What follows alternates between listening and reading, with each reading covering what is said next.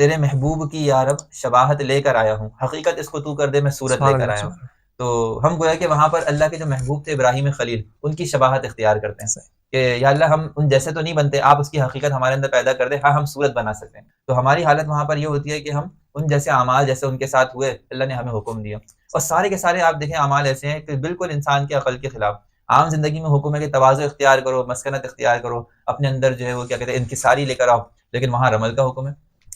کہ ہاں کہ انسان کیا کرے، کندھے چوڑے کر کے چلے، جب طواف کرے تو اکڑ کے کرے، اور جو ہے جمع کے قدم لے، اور انسان ایسے جیسے کہ بدماش آدمی چلتا ہے اس طرح چلے، کندھے ہلا ہلا کے. اور اس کے پیچھے حدیث بھی آپ صلی اللہ علیہ وسلم کی کہ جب نبی کریم صلی اللہ علیہ وسلم سے صلح حدیبیہ پہ معاملہ ہوا، مذاکرہ ہوا، آپ صلی اللہ علیہ وسلم کے ساتھ صلح نامہ ہوا، تو اگلے سال آپ صلی اللہ علیہ وسلم اپنے صحابہ کے ساتھ تشریف لائے. تو مشرکین مکہ پہاڑوں پہ جا کے بیٹھ گئے اور دیکھنے لگے صحابہ کو، اور پھر ایک دوسرے سے کہنے لگے ازناہم حما یثرب، کہ یہ تو سارے ایسے لگ رہا ہے کہ ان کو یثرب کے بخار نے کمزور کر دیا، ان کے اندر کچھ دم خم اب باقی نہیں رہا. تو آپ صلی اللہ علیہ وسلم کو جب یہ بات پتہ چلی کہ یہ ایسی باتیں کر رہے ہیں، تو آپ نے فرمایا کہ اکڑ کے چلو، تھوڑا ان کو اپنی شان دکھاؤ، تھوڑا جو ہے وہ اس طرح اکڑا جواں مردی دکھاؤ اپنی. اور اللہ تعالیٰ کو یہ ادا ایسی محبوب لگی، ایسی پسند آئی کہ اللہ نے رہتی دنیا تک کے لیے اس کا حکم فرما دیا کہ اب جو بھی آئے گا یہاں پہ اسی طرح چلے جیسے میرے محبوب چلے تھے یہاں پہ.